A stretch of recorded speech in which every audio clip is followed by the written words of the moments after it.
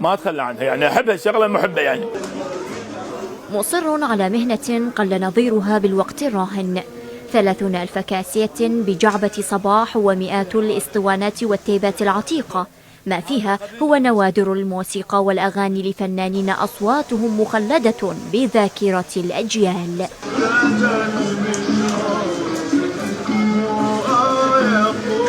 يبيع ويشتري ويخزن أصواتا تعد جزءا من ماض عتيد. عندي مثلا المطربين قحطان عطار، مطربين رواد، كريم منصور، حسن بريسم، حسين البصري، عندي نوادر ما مسموعة أصلا، يعني هاي خاصة بي.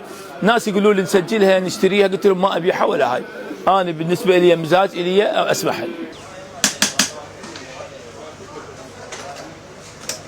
هذه الحركة لم تعد تشاهد في الوقت الراهن إلا ما ندر، فمنذ السبعينات لا تزال روح صباح معلقة بها، فهو صباحا ومساء جالس بجوار كنزه الثمين، يتحسسه يستكشف جديده بعودة الاهتمام من الشباب صوب أنغام قديمة. يعني شباب مثلا ياخذ كاسيتات، يعني أتعجب أنا، مثلا ياخذ مال ياس خضر يدور مثلا أغنية البنفسج، ياخذ مال كريم منصور، اقول له ايش تفهم منها؟ يعني معانيها عميقه، يقول لا اعرفها اني، فيبدي يشرح لي هاي هيك هاي هيك هاي هيك، يعني كل كاسيت بذكريات.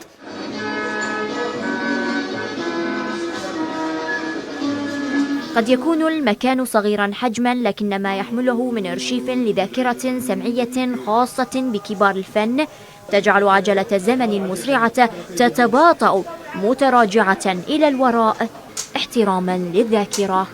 ليس كل ما تقدم انتهى، فبين هذا الورق المغناطيسي يحتفظ العراقيون بجزء من ذاكرتهم. بكرة، شريط، كاسيت، أسماء تبدلت وتتغير من جيل إلى جيل.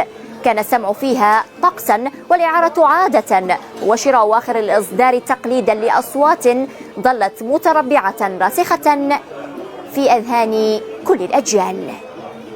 شروق الغانم، بغداد، العراقية الإخبارية.